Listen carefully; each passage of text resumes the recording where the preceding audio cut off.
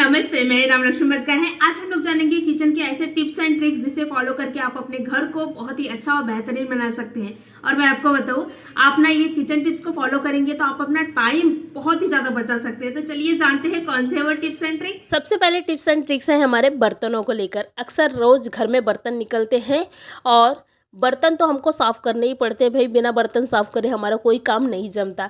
तो कभी कभी क्या होता है, बर्तन हम लोग जब साफ़ करने लगते हैं तो वो जो साबुन रहता है ना, बर्तन साबुन, तो वो ख़त्म हो जाती है या फिर उसका लिक्विड जो है वो कभी कभी ख़त्म हो जाती है। तो भाई तुरंत तो नहीं ला सकते, पॉसिबल नहीं है, क्योंकि हमको सुबह से बर्तन घसने पड़ते हैं और शाम को बर्तन घसने पड़ते हैं। तो कभी कभी लाना थोड़ा मुश्किल हो जाता है। तो क्या करना है, मैं एक सॉल्यूशन बनाऊंगी। तो उस सॉल्यूशन से आप बर्तन जो है वो घस सकते हैं बहुत ही आसान तरीक़ा से। तो करना क्या है, एक गैस में बर्तन रखे, बर्तन में पानी डालें और इसमें ही डालना है हमको नींबू। जो नींबू रहता है ना, नींबू वैसे भी गर्मी का सीज़न चल रहा है तो सभी के घर में मुझे लगता है कि नींबू जो है वो है, मतलब कि रहता ही है नॉर्मली। तो नींबू को डालें, मतलब कट करके डालें। अगर आपके पास में सूखे जो नींबू के वो है ना छिलके, तो वो भी डाल सकते हैं। या फिर अगर छिलके नहीं है तो आप इस तरह से भी नींबू जो है वो डाल सकते हैं। उसके बाद में इसमें डालना है सोडा, खाने का जो सोडा रहता है ना, तो वो डालना है 1 टेबल स्पून के करीब। उसके बाद में इसमें ही विनेगर डालें और इनको ना अच्छी तरह से पकने दें। विनेगर बहुत ज़्यादा नहीं डालना है, कम से कम 2 से 3 टेबल स्पून के करीब विनेगर डालें और ये जो सॉल्यूशन है इनको अच्छी तरह से पकने दें। 1 से 2 बॉयल आने दें। उसके बाद में क्या करना है, गैस को बंद करें और इनको ना अच्छी तरह से ठंडा होने दें। हमारी जो मिश्रण है हम लोग तैयार किए थे वो अच्छी तरह से ठंडा हो गया। उसके बाद में क्या करना है, इसको मिक्सी में डालना है और ग्राइंड कर लेना है। जैसे हम लोग पेस्ट बनाते हैं वैसे ही ग्राइंड कर ले। तो मैंने ग्राइंड कर ली हूँ। उसके बाद में क्या करना है, एक छलनी लेना है और छलनी की सहायता से ये जो ग्राइंड किया हुआ है इसको अच्छी तरह से छान ले। देखिए इस तरह से छानना है। उसके बाद में आप देख सकते हैं हमारी जो सॉल्यूशन है बिल्कुल तैयार हो गई है।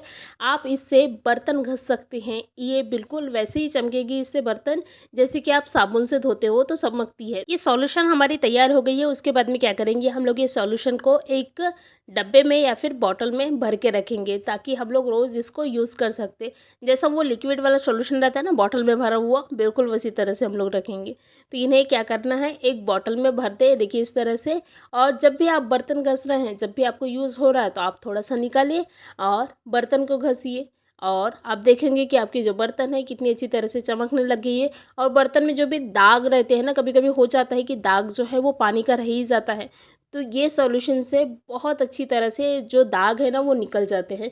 तो मैं देख रहे हैं आप, मैंने वही सॉल्यूशन से बर्तन घस रही हूँ और इनको धोकर भी आपको बताऊंगी कि कितनी अच्छी तरह से हमारे जो बर्तन हैं वो चमक गए हैं। बिना साबुन के हम लोग ने बर्तन को धोए हैं अपने ही घर में सॉल्यूशन बना के। तो मैंने पूरे बर्तन को जो है वो घस ली हूँ। उसके बाद में इनको अच्छी तरह से धो ली हूँ और आप देख रहे हैं हमारी बर्तन भी साफ़ हो गई और हमको साबुन लाने की ज़रूरत नहीं है। बिल्कुल घर पे ही हम लोग ने सॉल्यूशन तैयार करके जो बर्तन है उसको घस लिए। तो इस तरह से कभी कभी जब साबुन नहीं रहे तो आप इस तरह से सॉल्यूशन को बनाकर अपने बर्तन को घस सकते हैं। नेक्स्ट हमारी टिप्स एंड ट्रिक्स है बल्ब को लेकर। ये जो बल्ब है आप देख रहे हैं कितना गंदा हो गया है। भाई हमारे घर पे धूल इतना ज़्यादा रहता है, मतलब नॉर्मली सभी के घर में रहते हैं। तो हम लोग बल्ब को कभी देखते नहीं कि भाई वो कितना गंदा हो गया है, लेकिन बल्ब भी जो है वो बहुत ज़्यादा गंदा हो जाता है। आप देख रहे हैं मेरी बल्ब जो है कितनी गंदी हो गई है। तो इनको साफ़ कैसे करें, तो क्या करना है, इसमें हार्पिक को डालें, देखिए इस तरह से। और हार्पिक किस और क्या करना है, हार्पिक को डालने के बाद में मोजा रहती है ना, तो मोजा या फिर आप कोई भी कपड़े ले सकते हैं, कोई फ़र्क नहीं पड़ता। या फिर मोजे से क्या होता है, बहुत जल्दी ना साफ़ हो जाती है। तो ये मोजा की सहायता से बल्ब को हार्पिक डाल के साफ़ कर ले। तो आप देखेंगे कि हमारी जो बल्ब है कितनी अच्छी तरह से चमकने लगी है। आप देख रहे हैं कितना अच्छा चमक रहा है हमारे जो बल्ब। तो इस तरह से आप बल्ब को हार्पिक की सहायता से चमका सकते हैं, क्योंकि जो हार्पिक है वो क्या करती है, क्लीनिंग का काम करती है। मतलब कि कोई भी चीज़ें में अगर दाग धब्बे है या फिर धूल मिट्टी है तो उसको साफ़ करने का काम जो है वो हार्पिक करती है।